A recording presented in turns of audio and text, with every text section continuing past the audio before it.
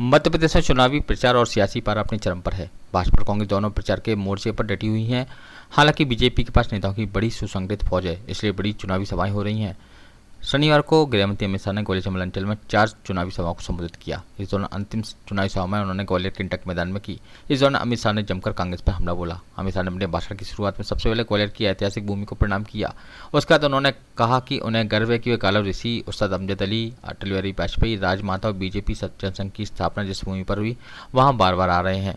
अमित शाह ने विधानसभा चुनाव के जरिए 2024 में होने वाले आम चुनाव पर निशाना साधा और जनता के सामने अपना एजेंडा घोषित कर दिया। उनका कहना है कि मोदी जी को फिर से पीएम बनना है, एमपी में फिर से बीजेपी सरकार बनानी होगी। 17 नवंबर को कमल के सामने वाला बटन दबाएं।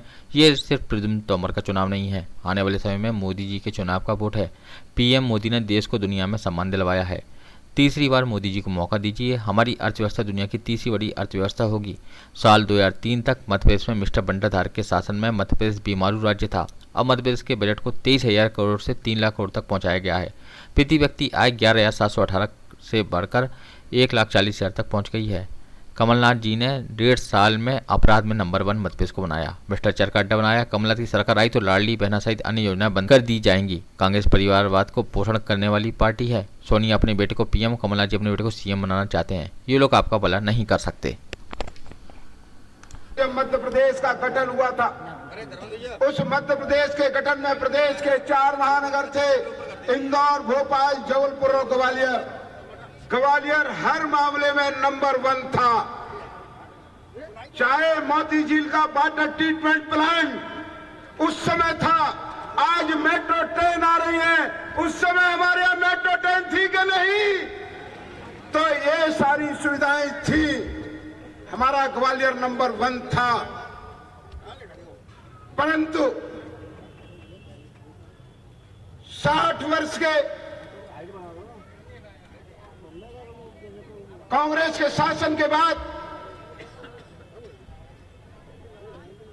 भारतीय जनता पार्टी के शासन में, और अभी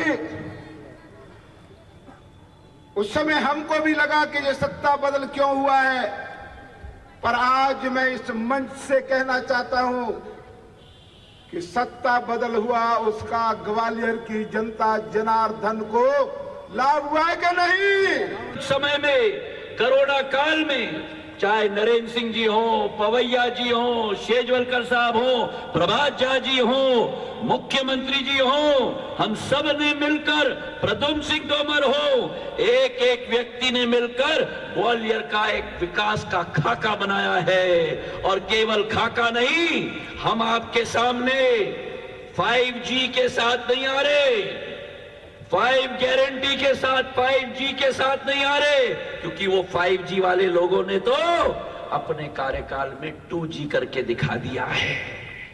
जिन्होंने भ्रष्टाचार टेलीकॉम का 2G करवाया है, वो क्या 5 गारंटी देंगे? हम आए हैं आपके सामने। हमारे 3 साल के सरकार में ग्वालियर में एक भव्य एयरपोर्ट बन रहा है, जिसका शिलान्यास किसी और ने नहीं, हमारे देश के गृह मंत्री जी ने ग्वालियर में आकर 16 अक्टूबर को किया। और गृह मंत्री जी, हम आपको गारंटी देते हैं कि ये देश का नहीं, लेकिन विश्व का सबसे जल्दी बनने वाला हवाई अड्डा होगा। दिसंबर के माह या जनवरी के माह में पूर्ण रूप से 500 करोड़ रुपए का हमारा हवाई अड्डा तैयार हो जाएगा 14 महीने के अंदर। मध्य प्रदेश में भाजपा सरकार बनानी है या नहीं बनानी है? तो ऐसी आवाज नहीं चलेगी भैया। दोनों हाथ उठाइए, माताएं बहनें भी उठाएं, विजय के संकल्प की मुट्ठी पीछे और प्रचंड आवाज से बोलिए, भारत माता की, भारत माता की। मंच बनी, शुरू हुई। राजमाता साहब का वात्सल्यपूर्ण नेतृत्व सालों तक भारतीय जनता पार्टी के न केवल मध्य प्रदेश, समग्र देश के कार्यकर्ता को मातृशक्ति की तरफ प्रेरित करता रहा। और अटल जी ने यहीं से निकलकर देश भर में घूम घूम कर पहली भारतीय जनता पार्टी की सरकार बनाई और भाजपा के पहले प्रधानमंत्री भी बने। माताओं, भाइयों, बहनों, अभी अभी यूनेस्को ने ग्वालियर को सिटी ऑफ म्यूजियम का भी स्टेटस दिया है और एक ग्वालियर घराने ने भारतीय संगीत में कई राग रागिनियां जोड़ने का काम ग्वालियर घराने ने किया है।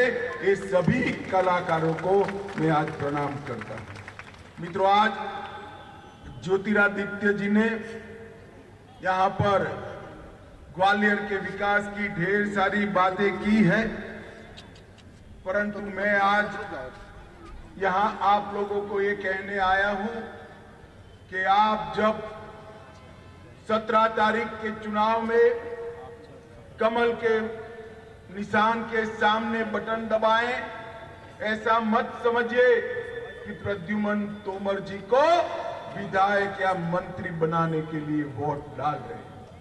भाइयों और बहनों, आपका एक वोट मध्य प्रदेश और भारत का भविष्य सुनिश्चित करने के काम में आने